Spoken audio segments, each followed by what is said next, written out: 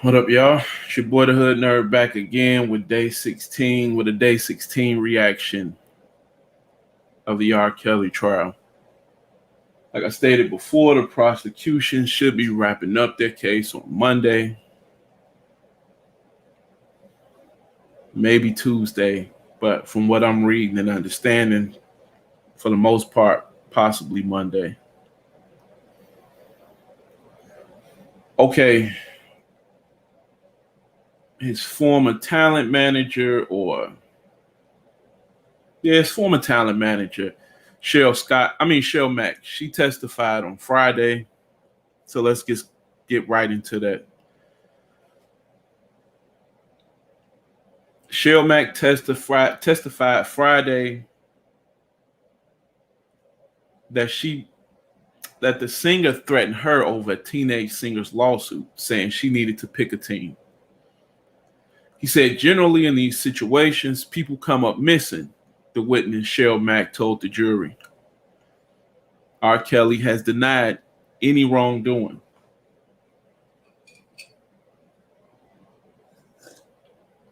Again, we must understand it's a racketeering case, sex trafficking case, not a statutory rape case. Not a case about having sex even with underage girls, which you must not lose sight of because they don't have any proof that any of these things happened. Otherwise, he would be charged with that. So all we can really go off of is what's in the scope. And the scope is racketeering and sex trafficking. Have any of those things been proven yet? No. Mack was subpoenaed by prosecutors to appear in court, and she acknowledged in her testimony she did not wish to be there. She became emotional at several points while on the stand, occasionally taking long pauses in order to collect herself before answering questions. She testified that she first met Kelly in 2005 when she was working as an Atlanta-based talent manager. Now, put a pin there. Because let's go back up to when she said she acknowledged in her testimony she did not wish to be there. Now, why is that being stated? It's to lend credibility to her and the prosecution by saying she still somewhat has a soft spot for R. Kelly. That she was forced to be there. And you can look at that two ways. You can look at it as, A, she still has loyalty to R. Kelly, which leads credence to her credibility. Or you can look at it the way I look at it and say,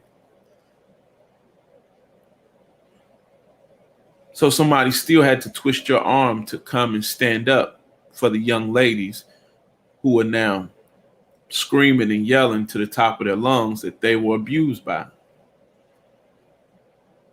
Because she did sit idly by since 2005 and watch a lot of things go on. So again, this is when I keep saying all of these people, all of these adults who are now coming in testifying, are they testifying because they was granted immunity? Because they can't be testifying because they want to do the right thing. A lot of these adults have been around for 13, 14, 15 years. So we definitely know there was no moral code at that point. So what would make now be the reason you have a moral code? For the most part, a lot of these witnesses have probably been granted immunity, which is sad because if you was going to have a racketeering case, to be honest, you would think you would want to have charges filed against all of the adults to make it all look good. That way you can hold everybody. You could say we holding everybody liable who facilitated all of this to happen, but they're not. Which is why, again, I told you, I think at the end of the day, he'll walk.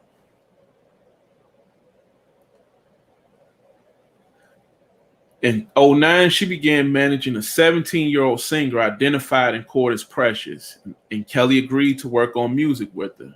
Precious, who was also from Atlanta, began living in a hotel near Kelly's house and working in his studio there. But the partnership between Kelly and Precious ended abruptly, Mack said, and without her managerial input, which means something happened Whether the young lady got pregnant, abused, raped, something definitely happened where she didn't even go to her manager, Cheryl Mack, and even ask for any type of advice. She just got out of there. She found out when Kelly called her and said she needed to come to Chicago immediately. Precious was going to sue him.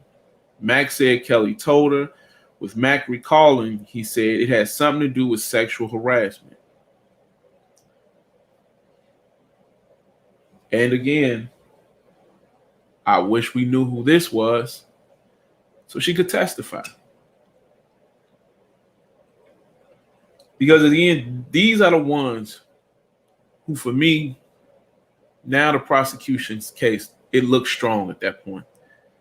Well, like I said, you could find Sparkle's niece or cousin, whoever she is to Sparkle, whoever that young lady is that was on that tape. Well, she's not a young lady anymore, but whoever that female was on that tape at that point in time, if she would have testified for the prosecution, if she shows up Monday and testifies, then I think R. Kelly could be in serious trouble. When she left, everything just happened so fast, Max said, testifying through tears. He told me she was trying to file a lawsuit and I needed to pick a team. And I get where R. Kelly's coming from at that point. Because now you need to close up ranks and figure out who you can trust, who you can't trust. Now, did he sexually harass her? We'll keep reading and find out. But you definitely don't want anybody, if it's close affiliation, if you're her talent manager, then you do need to pick a side at that point. Because you can't be working with me and working with her at the same time. Can't trust you anymore. It was at that point, Max said, that Kelly said people come up missing in situations like the one they found themselves in. I took it as a threat, she said. As she should. As she should. And she should have reported that threat to the authorities. After that, Kelly's manager drove her downtown to the office of Kelly's lawyer. There, she said she was given an affidavit to sign that had been fully written out. Anxious to leave, she said she didn't read the legal document before signing. Pause. And again, this is how a lot of these women in this case have tried to absolve themselves of any blame. I felt threatened. And they've only used this really toward the women. A few men who got on here, they didn't try and use it as he was abusing them or physically threatening to harm them. All of these women, though, they painted this picture of, did you feel threatened? So now she's saying, hey, I'm signing an affidavit, fully written out. But I'm anxious to leave because he basically told me people come up missing, and I took that as a threat. So if you took that as a threat, why didn't you just leave and go home? Again, why didn't you report it to the authorities? But anxious to leave and said she didn't read the legal document before signing. So I just signed anything. I don't even know what he said in that document. I don't know what he said that I'm saying I'm agreeing to in that document. But I was so nervous, I just signed it so I could get out of there. You have to think, Kelly's manager drove her downtown to the office of Kelly's lawyer. You understand how many cops are in downtown? And maybe they weren't in downtown Chicago, but even if they was in downtown Atlanta, once you get out of that car, there's more than enough police presence for you to look and flag somebody down. So again, do I believe what she's saying now? Probably not. I wouldn't believe it, but I'm not in the jury. She recalled it included a few yes or no questions about whether Kelly had ever had sexual relations with Precious or given her alcohol. She says she does not recall if she answered the questions. But I'm assuming she did because that's what they took her down there for. And he worked with her again. And so since he worked with her again, I'm pretty sure she probably followed directions, so to speak, right here.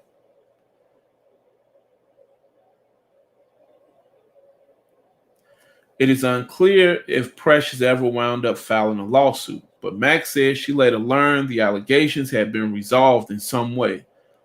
Prosecutors did not identify Precious, and they have not said why they did not call her to testify. And again, this is why I told you the prosecution's case is very shaky. Very shaky. Because the people they could put on the stand to put the nail and the dagger right through this case and through his freedom, they haven't put on here. They put a lot of people on the stand who are just participating in hearsay. Yeah, I don't know why she did this. I don't know why they did this. Yeah, he did this to me. Can you prove that? No, I can't prove that. Can you prove this? No, I can't prove that either.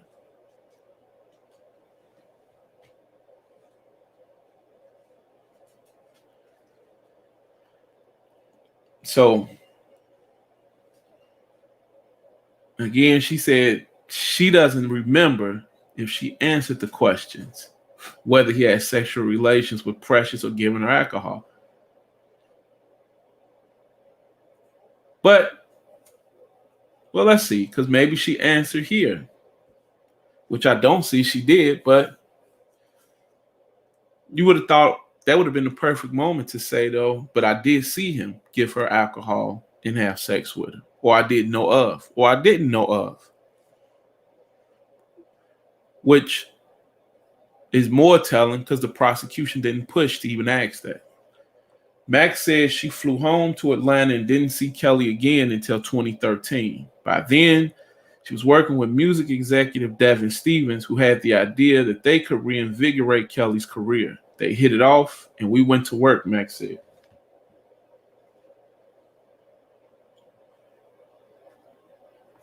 And again, that's what I'm saying. If he allowed her to come back and work closely with him, with everything we're being told about him, that he's not forgiving, holds a grudge, very aggressive, very mean, he would go to say she checked all of the boxes correctly on that affidavit that they got her to sign. Kelly became Max's primary client, and later she began working as Kelly's executive assistant. But working closely with Kelly, Max says she witnessed many of the odd and disturbing things that a number of Kelly's other former associates have testified about.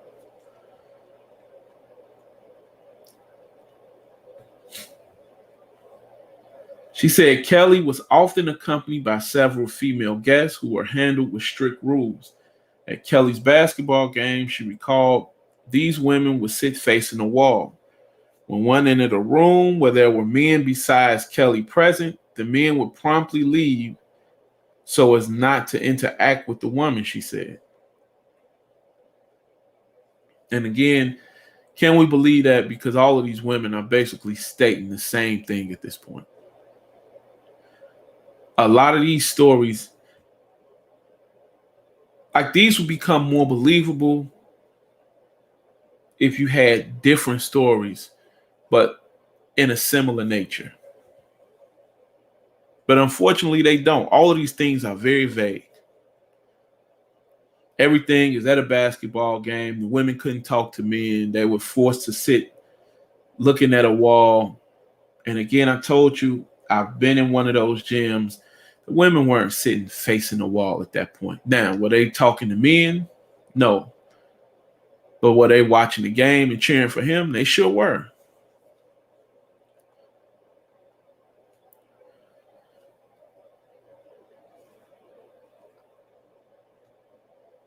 When one entered a room where there were men besides Kelly present, the men would promptly leave. So it's not to interact with the woman, she said.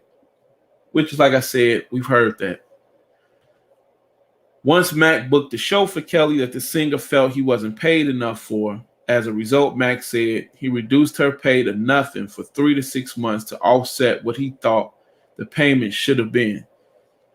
Now, again, I can't say I believe that because we just heard a couple witnesses ago. I forgot her name, but she told us the man is not even in charge of his bank account, doesn't know his social security number.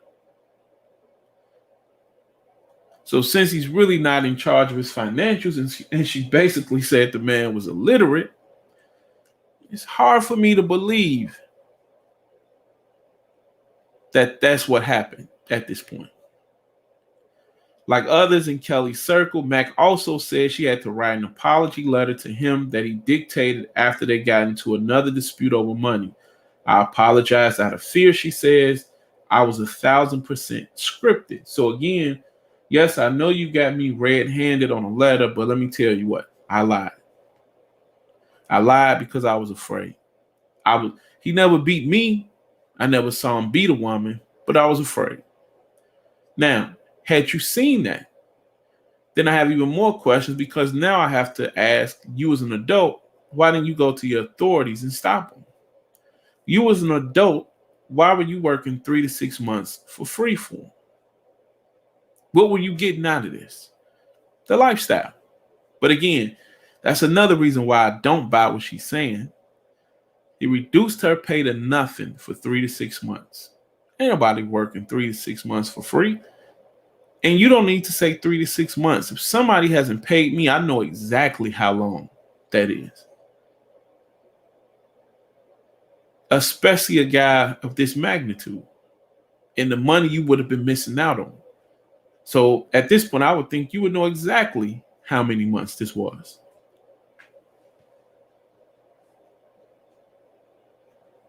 One night in 2015, after one of Kelly's shows, Max said she was sitting in a hotel room with Kelly and Jane, a pseudonym for one of the women Kelly is accused of abusing. Jane moved closer to Kelly and began massaging his legs, and Max said she took that as her cue to leave. I was very uncomfortable, she said. That wasn't my business. I was there to work. I don't know why you would be uncomfortable unless you thought something was wrong, something wrong was happening. Otherwise, it's just two adults getting ready to get it in, and all right, I'm out. I'll catch y'all later. The next day, Mac wound up quitting. She was at McDonald's with the singer and his entourage when he suddenly began accusing her of spoiling the surprise of a birthday gift for a stylist. All right. Kelly was enraged, she said, yelling at her, cursing and pounding the table. I just had enough, she said, and in that moment, I quit.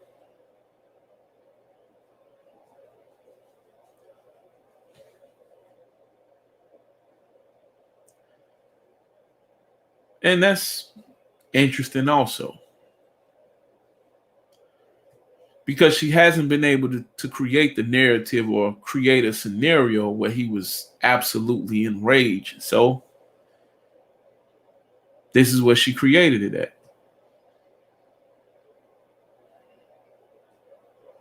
This is where now she can say she was terrified. But of course, you're terrified at the end when you quit, not prior. I just had enough, she said, and in that moment, I quit. Prosecutors are thought to be near the end of their case against the singer. It is not yet known what evidence or witnesses his defense team will present to the court. Now,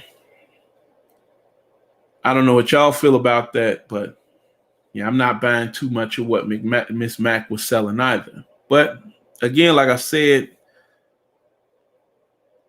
I do believe from the jump, this has been a witch hunt.